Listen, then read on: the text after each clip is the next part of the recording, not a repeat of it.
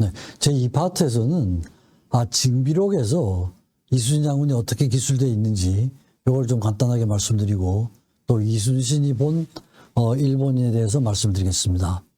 징비록은 총 2권으로 되어 있는데 1권이 7장인데 그중에 6장이 이순신과 조선 수군으로 되어 있고요. 2권은 총 8장으로 되어 있는데 그중에 12, 13, 14, 15가 이순신 장군에 대한 기술로 되어 있습니다. 그래서 이 내용을 간단하게 그리고 녹후 잡기 기록한 후에 의견을 적는 이런 되어 있습니다. 6장에서는 이순신과 조선 수군인데요. 이때 이제 처음 쳐들어왔을 때 원균이 어떻게 했는지 아마 배가 하도 많이 오니까 다 그냥 백여 척을 수장을 시켜버리고 네 척의 배를 가지고 육지로 도주를 했다는 이런 글씨를 씁니다. 그리고 수군이 한 10,000여 명이 있었는데 해산을 시켜버리고 저 말도 안 되는 얘기죠, 그죠? 그래서 이제 원균에 대한 기술이 나오고 그다음 한산 대첩에 대한 얘기가 나오죠. 한산 대첩을 기점으로 해가지고 완전히 해상권을 장악하게 됩니다. 저 임진왜란의 그런 역사에서 한산 대첩이라는 게 저게 아주 결정적인 역할을 하게 된 거죠, 그죠?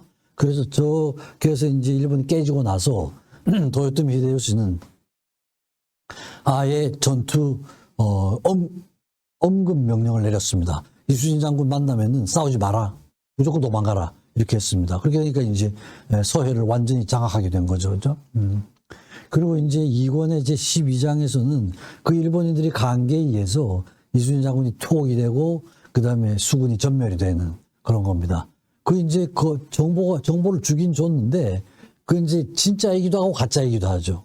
진짜 가토 기요마사에 대한 정보를 줬지만 거기 나가면은 협공을 당하게 되는 이런 상황이었습니다. 그러니까 이제 저 정보를 주고 선조한테 그게 가니까 선조가 나가서 공격을 하라고 그랬는데 이순신 장군은 도저히 나가면 안 될 싸움이었죠. 그러니까 이제 명령을 거부하게 되고 그래서 이제 투옥을 하게 되죠. 투옥을 하게 되고 대신 원균이 맞게 되는데 그 7천량 전투에서 완전히 그냥 몇백 척의 조선 전함들이 다 수장되고 겨우 배설이 12척을 가지고 도주를 했죠. 그죠? 나중에 이제 요게 명량해전에 사용되게 되는 그런 겁니다. 그래서 결국은 신하들이 여러 가지 이제 상소를 올리고 그래가지고 복귀가 되죠. 그래서 결국 이순신 장군이 3군 수군 절도사로 복귀를 하게 됩니다. 그런 사이에 이제 육군들은 남원이 함락이 되고 굉장히 중요한 전투였는데 그래서 결국은 명나라 장수가 나중에 그 패전을 책임을 물어가지고 참수를 당하게 됩니다. 그러면서 이제 명나라의 진린과 이순신 장군이 고금도에서 합류를 하게 되죠. 근데 저 진린이 아주 고약한 사람이었던 것 같아요. 그래서 이제 그 유성룡이가 진린에 대한 어떤 특징을 이순신 장군한테 잘 알려줍니다. 아주 특이한 괴팍한 장수니까 어떻게 하는 게 잘 대하고 관계를 좋게 하도록 하라는 그런 이제 방법을 가르쳐 주죠. 그래서 잔치도 해주고 일단 제일 중요한 게 수급이니까 수급을 다 딴 걸 그냥 진리한테 다 갖다 줍니다. 그럼 그게 몽땅 진리 공이 되는 거거든요. 이런 식으로 해서 진리를 이제 가깝게 되는 이런 게 되고 명군에 대한 통제도 이순신 장군이 같이 하도 우리 백성들에게 못되게 구니까 이순신 장군이 항의를 해가지고 명군도 군법을 어기면 내가 다스리겠다 이렇게 해가지고 그걸 받아냅니다. 그 다음에 결국 이제 마지막 전쟁 노량 전쟁이 일어나죠.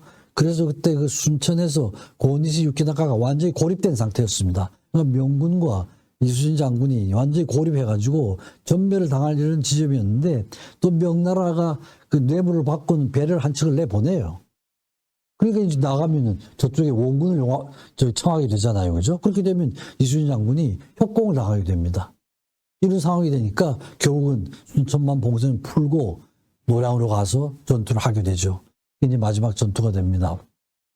그래서 그때 그 명나라가 그 배를 내보내지 않았으면은 완전히 그냥 고니 씨는 고립이 된 상태에서 전멸을 당할 이런 상황이었는데 결국 이제 싸운 동안에 도망을 하게 되는 이런 일이 일어나고 이순신 장군은 그 해전에서 전사를 하게 되죠. 그죠?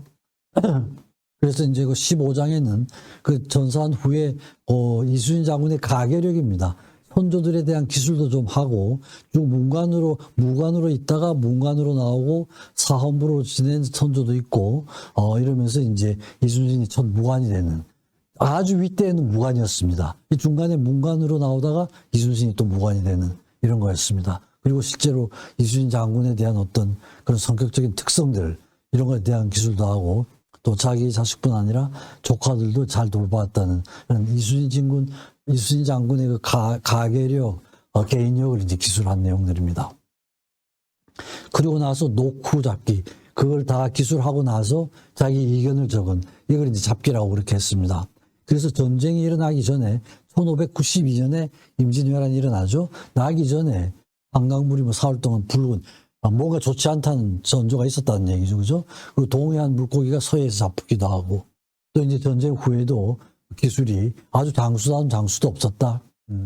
그리고 이제 지형을 잘 이용해야 되는데 그것도 잘하지 못했고 군사들의 기강도 제대로 잡아야 되고 또 무기를 갖춰야 된다. 이런 기술을 하고 있었습니다. 그래서 이제 앞으로 우리나라에서는 성도 잘 쌓아야 효과적인 방어를 할 수 있는 성도 쌓아야 되고 또 속도전이 굉장히 중요하다. 이런 강조를 했습니다. 공병을 훈련시켜야 되고 도감을 설치해야 되고 군량.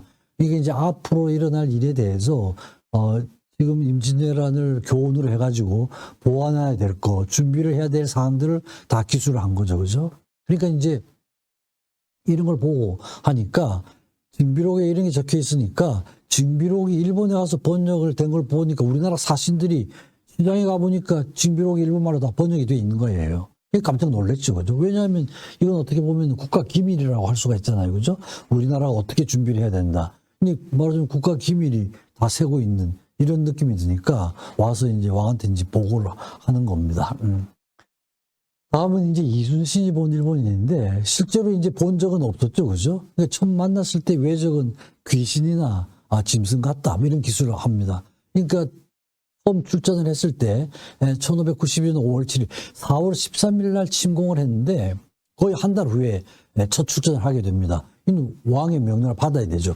자기 지역에서 벗어날 때는 왕의 명령이 떨어져야 되고 왕의 명령이 떨어지고 나서도 굉장히 머뭇거립니다.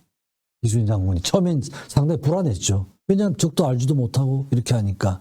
근데 신하들이 이제 부하들이 강력하게 이제 권해가지고 5월 7일 날 첫 출전을 합니다. 그때 이제 처음 외적들을 본 거죠.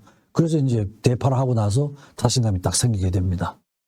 근데 그때 보고 나서 귀신이나 짐승 같고 뭐 그 모습을 이렇게 붉고 검은 쇠가 뭐 입 언저리에 뭐 말갈기 같은 게 있고 기귀야 귀신 같기도 하고 짐승 같기도 하다. 그러니까 일본의 병사들을 처음 본 겁니다. 그때 불구대천의 원수, 예의도 없고 신의도 없고 간사하고 교활하고 이런 내용들이 기술되어 있습니다. 그리고 이제 그 왜군들에 대해서 항외와 순회가 있는데 항외는 일본군 중에 일본에 대해서 항의를 해가지고 우리로 투항한 이런 병사들을 항외, 귀순, 우리나라로 귀순했다는 얘기죠. 투항, 우리나라에 투항했다는 얘기죠. 생금, 산채로 체포가 됐다. 이런 것이 이제 항외, 귀순외, 투항외, 생금외 이런 말로 하는데 어쨌든 우리나라나 명나라에 투항한 일본 장졸이나 자백부들을 그렇게 부릅니다. 순회는 우리나라 병사들로 일본에 투항한 이런 그 사람들을 병사들을 순회, 일본에 귀순을 했다 이런 뜻이죠. 그죠? 그렇게 했습니다.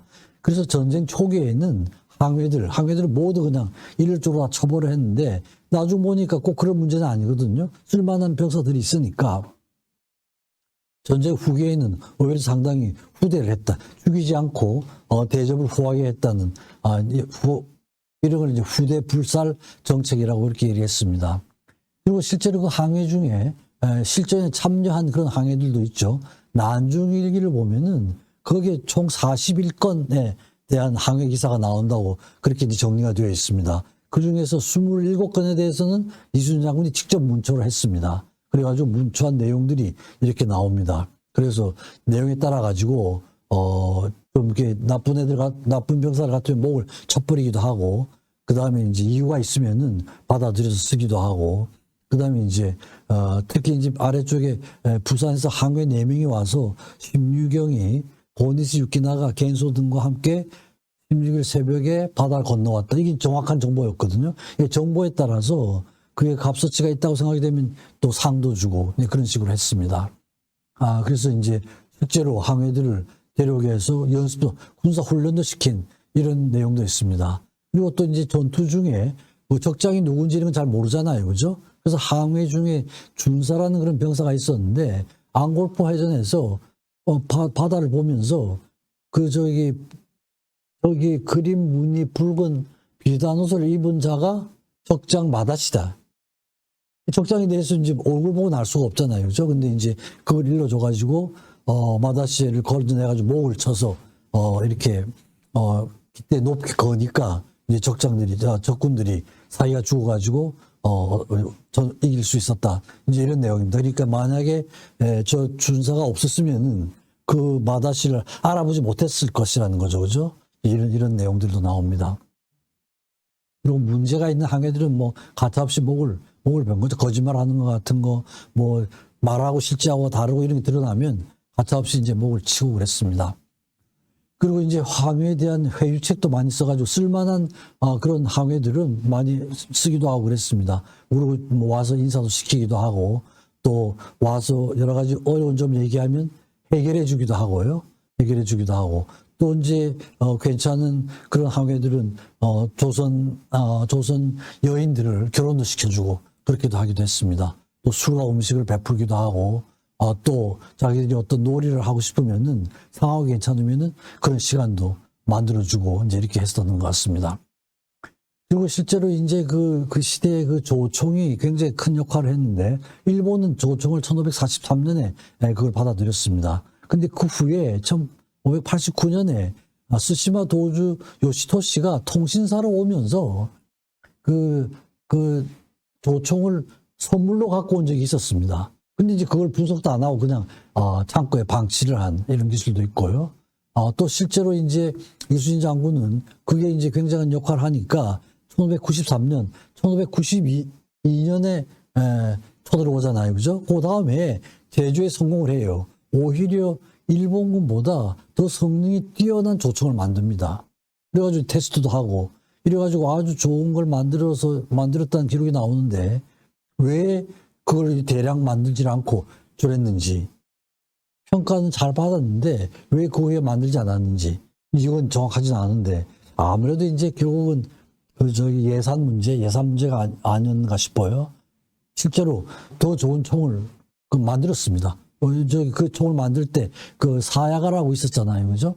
임진왜란 초기에 그 가토 기요마사의 가신이었는데 일본군 3,000명을 데리고 귀순을 한 그런 그 적장이 있었습니다. 사야가예요. 그죠? 근데 이제 저 적장은 명분 없는 전쟁이고 그다음에 조선 아주 예의 나라고 인의의 나라인데 그런 나라를 쳐들어갈 수 없다 이래가지고 자기 부하들을 3,000명을 끌고 우리나라에 귀순을 한 이 사야가입니다. 그래서 이제 사야가하고 한때 자문도 받고 이래가지고 이순신 장군이 조총을 만들었습니다.